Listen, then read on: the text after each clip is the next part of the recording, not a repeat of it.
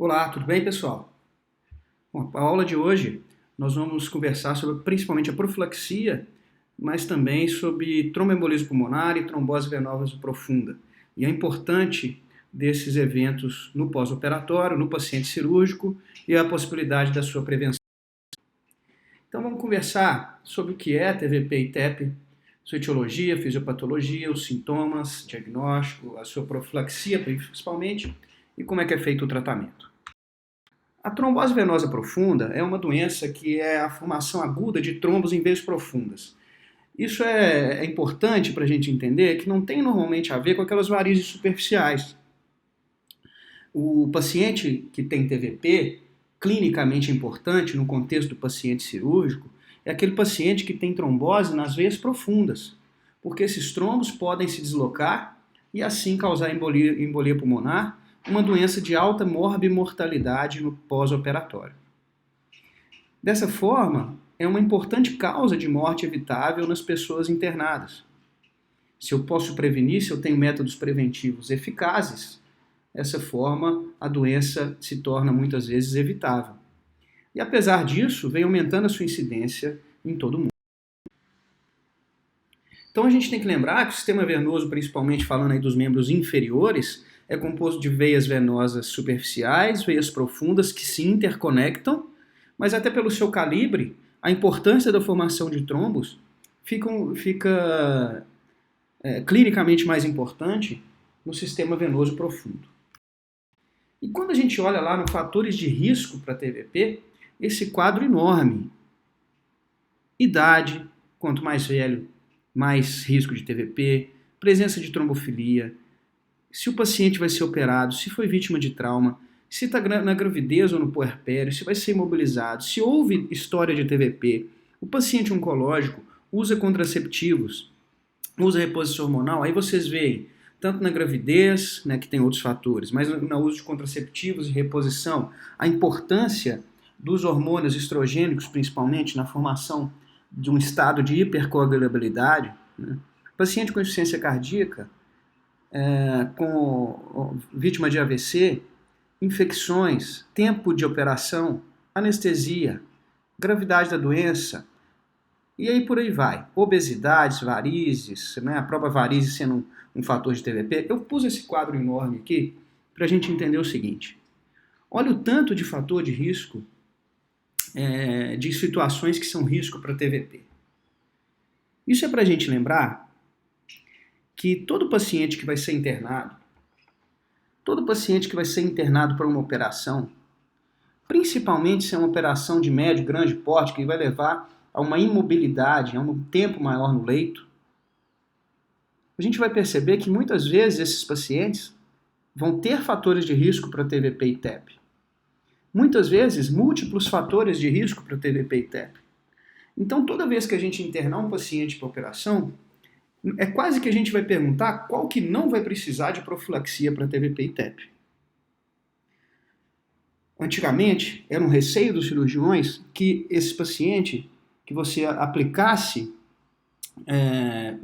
profilaxia medicamentosa para um estado de hipercoagulabilidade, para profilaxia de TVP, isso acarretasse em maior sangramento pós-operatório. E o que a gente observa não é verdade. Essa afirmação não é verdade. Você consegue fazer uma boa profilaxia medicamentosa sem, na imensa maioria das vezes, atrapalhar o estado de coagulação no pós-operatório. A coagulação na cirurgia, mesmo em cirurgias grandes, muitas vezes ela é conseguida no pré-operatório. Obviamente, o paciente tem risco, em alguns casos, de maior sangramento no pós-operatório, mas o que a gente percebe, o que a literatura mostra, é que não é o uso de anticoagulantes de forma profilática que vai aumentar essas incidências de eventos hemorrágicos. E por mais que aumente um pouco, possa aumentar um pouco, isso é muito compensado pela possibilidade, pelo benefício do número de pacientes que vão evitar TVP e TEP, ok? Então, aquele paciente de risco elevado, a gente tem que pensar com maior importância. Aquele paciente que tem doenças malignas, esse paciente ele tem as próprias citocinas oncóticas, os tumores em geral levam a um estado de hipercoagulabilidade. O paciente com IMC elevado, ou seja, o paciente obeso por si só, pela redução da circulação periférica, pela estase sanguínea periférica, tem uma possibilidade de trombose. E os pacientes acima de 60 anos, pela maior incidência de insuficiência venosa. Assim como gravidez com redução da circulação periférica e a questão hormonal, um paciente em imobilização prolongada e lembrar também daqueles fatores que a gente já falou, cigarro, tabaco e uso de hormônios são fatores muito importantes também. A gente chega então na famosa tríade de Virchow, em que a gente tem estados em que a gente tem 3 fatores contribuindo para a formação de TVP. Um estado de hipercoagulabilidade, ou seja, o paciente, o sangue dele coagula mais do que deveria. A estase venosa, ou seja, a gente sabe que nos membros inferiores, pela própria anatomia, a gente depende de atividade física e da presença das válvulas nas veias profundas para que o sangue retorne de forma adequada contra a gravidade.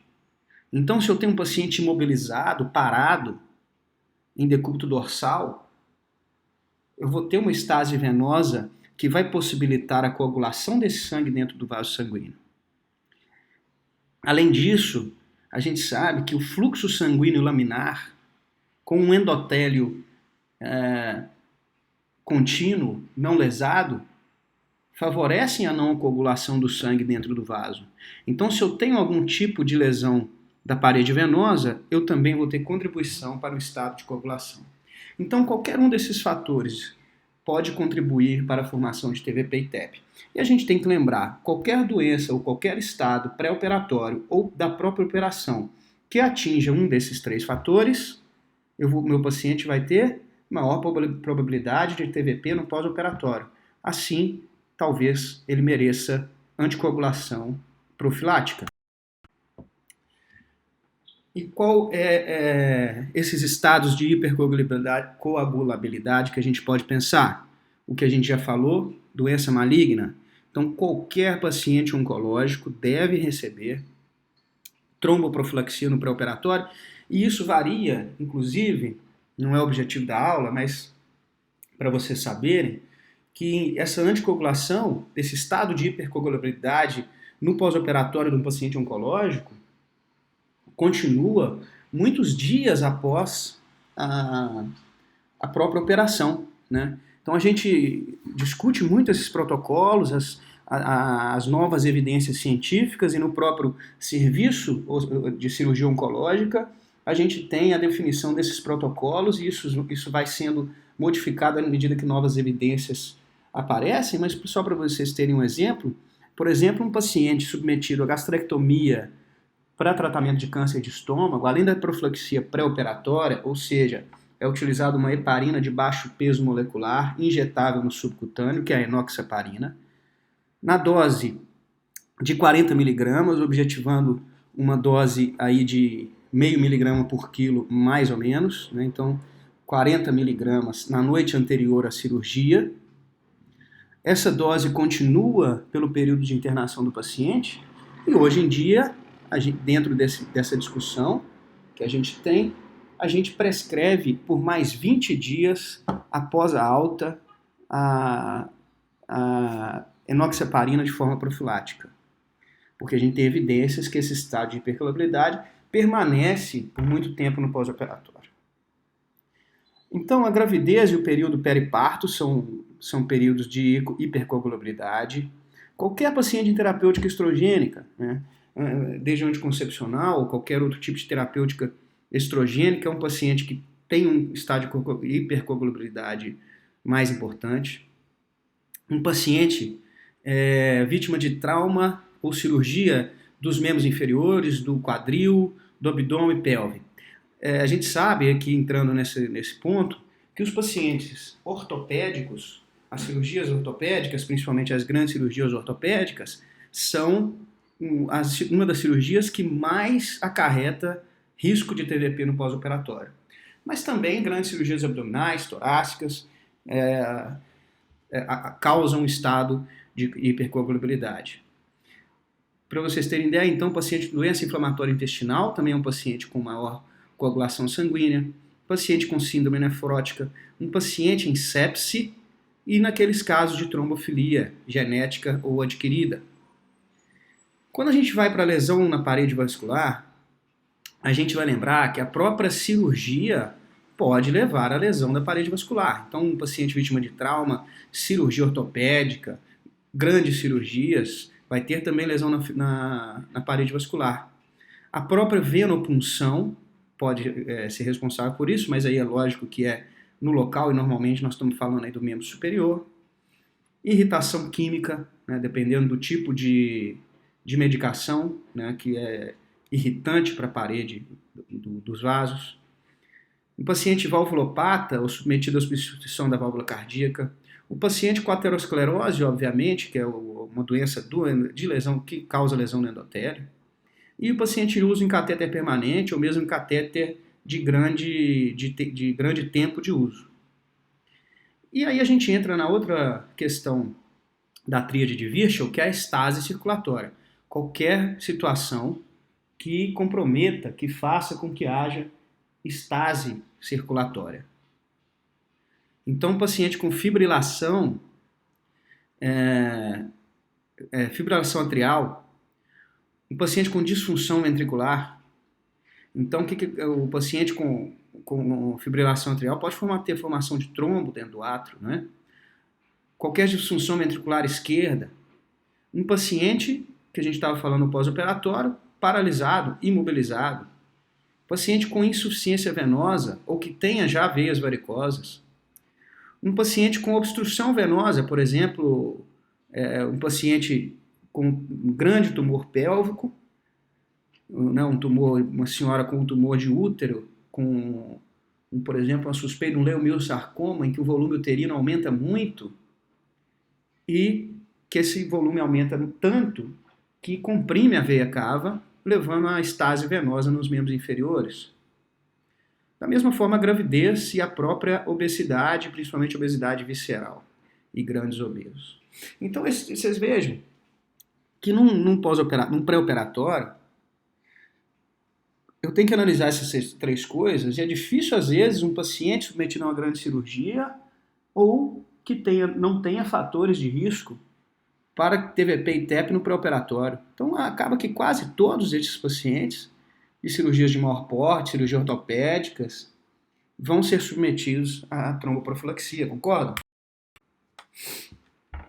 E aí, só um dado aqui sobre a hospitalização, a gente tem que lembrar que por mais que a gente estimule a deambulação do paciente, 80% do tempo ele fica deitado no leito. Ele tem o que a gente já conversou, vejam, né, relembrando, para vocês verem a importância da resposta metabólica ao trauma. Vocês lembram que a gente tem um catabolismo proteico muito importante? Então a gente tem rápida perda de força, de capacidade aeróbica, né? E a própria cirurgia aumenta essa perda muscular por conta dessa forma. Gráfico, como é que a gente tem um aumento da pressão venosa nos membros inferiores quando o paciente está deitado, né? Bem mais do que quando sentado, bem mais do que em pé ou andando.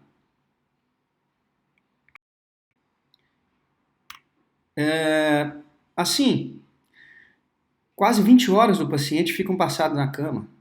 Em média, apenas 3% do tempo o paciente deambula, por mais que a gente estimule. Então a gente tem que pensar que é um paciente que vai ficar parado, né? Que vai ficar parado. E aí a gente tem umas tabelinhas que a gente pode pensar, por exemplo, que o score de Wells, que é a probabilidade de trombose venosa. Qualquer das situações acrescenta um ponto. Paciente com câncer ou tratou nos últimos 6 meses. Se ele está imobilizado. Se ele está restrito ao leito. Se ele teve cirurgia nas últimas 12 semanas. Se ele tem dor sobre o sistema venoso profundo. Edema com cacifo positivo, né? Compressão, edema compressivo. Um edema em todo o membro inferior, principalmente um edema assimétrico, mais num membro do que em outro. A simetria maior que 3 centímetros, né? uma circulação colateral, centímetro de diâmetro da perna, né? Circulação colateral não varicosa. Você só tem um desconto nesse item caso um outro diagnóstico para aquele quadro seja menos provável. Então, se você tem um ponto, né, qualquer ponto aí, a probabilidade de TVP já é moderada alta. Então, é um diagnóstico de alta suspeita clínica. Então, aqui a gente vê a discrepância dos dois membros inferiores, né, do edema, mostrando realmente a probabilidade de uma trombose profunda nesse local, neste membro, na verdade. Se você pode ter aumento da consistência muscular, que a gente chama de empastamento da panturrilha, né, dilatação das veias superficiais, né, então a gente tem aí um inchaço causado pelo edema. E clinicamente você tem dor unilateral em 87% dos casos, edema unilateral em 86% dos casos, que são os sinais mais importantes, né? O empastamento da panturrilha, aumento da consistência muscular 70%, dor 60%, dilatação das veias superficiais 48%. Então são mais importantes a dor unilateral e o edema. Para diagnóstico também complementar de exame, a gente escuta falar muito em dímero D. Numa situação de pós-operatório, isso é praticamente descartado. A gente praticamente nem pede o dímero D. Por quê? O dímero D vai vir positivo. Porque quando você tem trauma, cirurgia, inflamação, infecção, câncer, esse dímero D já é elevado. Então, ele vai vir positivo e não vai querer dizer nada. Mas por que o dímero D é importante? Porque quando ele vem negativo, ele praticamente exclui TVP ou TEP. Ou seja, eu peço um dímero D e ele vem negativo, eu praticamente excluo TVP nesses pacientes. Mas lembrar que no pós-operatório imediato, principalmente, ele vai vir elevado, então é um exame necessário. Mas o diagnóstico é o padrão ouro, né? Ou padrão para TVP de membros inferiores é o Doppler colorido venoso. Ele pode ter uma sensibilidade até 98%. Né? Que a gente pensar o seguinte, o que é o Doppler? Né? Vocês sabem disso já? Que é o ultrassom, e o ultrassom ele emite, né, esse transdutor, ele emite ondas sonoras, e o efeito Doppler, para a gente ficar claro, a gente pode lembrar como igual a ambulância. Né? Quando a ambulância... a gente está numa rua com a ambulância com a sirene ligada vindo e logo ela passa. A gente vê o jeito que a gente escuta o som no que ele está se deslocando é diferente. E o ultrassom então usa esse efeito para que a gente consiga ver movimento dos fluidos, por exemplo, dentro do vaso. E aí o ultrassom traduz isso de forma colorida. Então ele mostra aí o vaso, o fluido, né, que está vindo em direção ao transdutor, que está saindo da direção do transdutor, de forma colorida para a gente ter essa informação visual. Então a gente vê lá a veia e a artéria femorais aqui no caso, que a veia é mais calibrosa, a artéria é menos calibrosa. E a gente vê inclusive a pulsação da artéria normalmente. Então a gente vê aqui do lado esquerdo do slide uma veia femoral que não tem trombo. Veja que quando a veia é muito colabável, né? Muito mais que a artéria. A parede é muito mais colabável. Então a gente comprime a veia com ultrassom e a veia comprime. Quando há um trombo do lado direito, além de dar para ver o trombo, quando a gente comprime, o trombo não deixa a veia se comprimir completamente. Além disso, no Doppler, a gente vê, né, aqui na parte de baixo do gráfico, em que há um trombo e não há fluxo sanguíneo na veia femoral. Então a gente tem uma trombose na região. Mas a angiotomografia pode ser importante para a avaliação desses trombos para as veias abdominais, veias ilíacas e veia cava, né? Então faz parte também desse diagnóstico e é um exame muito sensível. A ressonância ela é menos, mas é uma opção em gestantes, né, que não devem tomar radiografia. A partir do momento que a gente diagnosticou a trombose, a gente vai utilizar os anticoagulantes injetáveis, a heparina, ou mesmo os orais. O mais antigo deles, desde 1955, se eu não me engano, o Marevan está aí presente. E os anticoagulantes diretos, que são mais recentes, que são essas classes aí da rivaroxabana, apixabana, edoxabana e da bicatrana. Ok? A heparina não fracionada, elas são inibidores indiretos lá do fator 10A, da trombina, e propiciam aí uma anticoagulação na fase aguda de bastante eficiência. A varfarina, ela inibe então a vitamina K. Então, desses fatores dependentes da vitamina K, fatores 2, 7, 9 e 10, ela é capaz de inibi-los. É uma droga extremamente barata e ela possibilita a sua monitorização por RNI. Porque como essa absorção da vitamina K ela é muito variável, o efeito dessa medicação tem muita variação. Então, o paciente normalmente monitora o RNI, né, que na faixa terapêutica normalmente fica entre 2 e 3, para que a anticoagulação seja eficiente.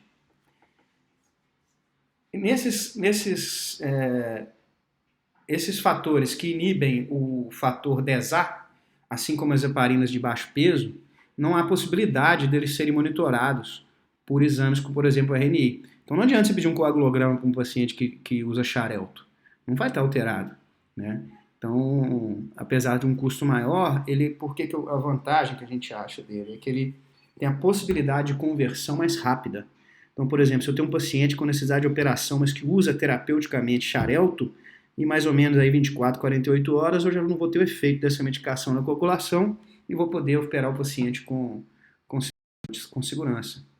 Existe uma outra droga, que é inibidor direto da trombina, fácil uso, né?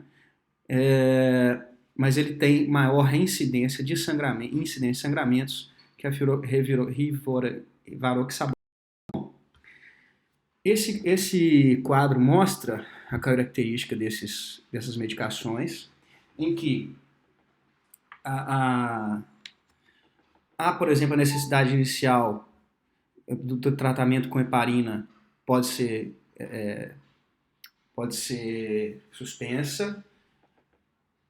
Tem medicações com dose única diária, todos são de excreção hepática e renal.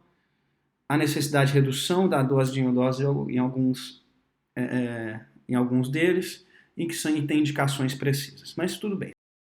É o seguinte, queria que a gente conversasse, entendesse bem a respeito da prevenção dessa TVP na internação hospitalar. Nós já vimos que os pacientes têm muitos fatores de risco. E aí a gente entra nas coisas culturais, fala assim, não, elevação do membro para prevenir TVP. Isso é mentira, não funciona. E eu destaquei aqui a deambulação precoce.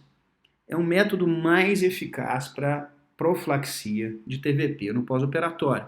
Então, o que a gente já vem conversando desde o começo dessas aulas, que o paciente, sempre que possível, chega no quarto e sai da cama. Lógico, cirurgias maiores, com grandes incisões, isso muitas vezes não é possível no primeiro, no segundo dia, mas a deambulação precoce é o maior fator de risco. Então, como exemplo, a cirurgia bariátrica, gastroplastia, que o paciente obeso é um fator de risco, não é? Para TVP e TEP. Então, duas coisas diminuíram muito, praticamente aí zeraram o paciente submetido à bariátrica que tem trombose venosa profunda nos membros inferiores no pós-operatório. Quais sejam? A cirurgia laparoscópica, não pela cirurgia laparoscópica em si, mas que ela permitiu menor dor no pós-operatório e que o paciente chega no quarto e anda. Chega do quarto e sai da cama.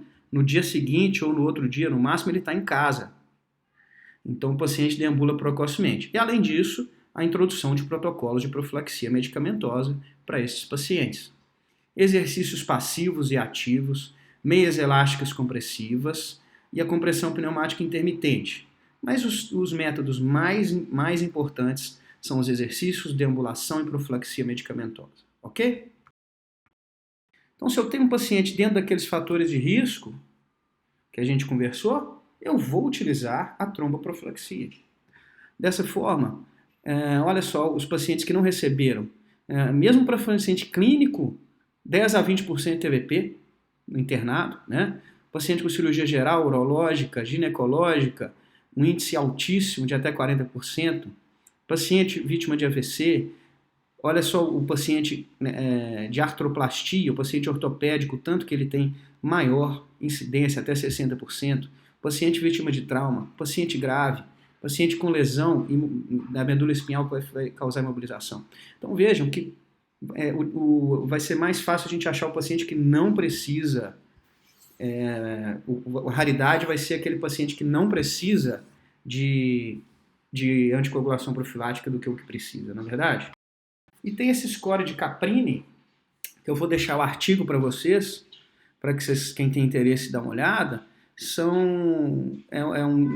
Muitos hospitais utilizam como seleção daqueles pacientes que vão apresentar, fazer ou não tromboprofilaxia, e tem todas aquelas situações que a gente já conversou e que você vai contabilizando e chega lá e consegue falar qual que é o paciente que você vai fazer tromboprofilaxia ou não, tá bom? Dá uma olhada lá no artigo e a gente discute isso melhor na discussão online, mas é um modo fácil de você ter, por exemplo, no hospital, no seu serviço de saúde, ou no seu próprio consultório, em que você vai avaliar aquele paciente que você vai fazer tromboprofilaxia. E o problema do TVP é a consequência dele, que é o tromboembolismo pulmonar, o TEP. Então, se eu tenho um trombo na veia femoral, esse trombo se solta, passa pela veia ilíaca, pela veia cava, vai ao coração, vai ao pulmão e obstrui um vaso sanguíneo, um tronco sanguíneo importante do pulmão. E aí eu vou ter uma embolia pulmonar.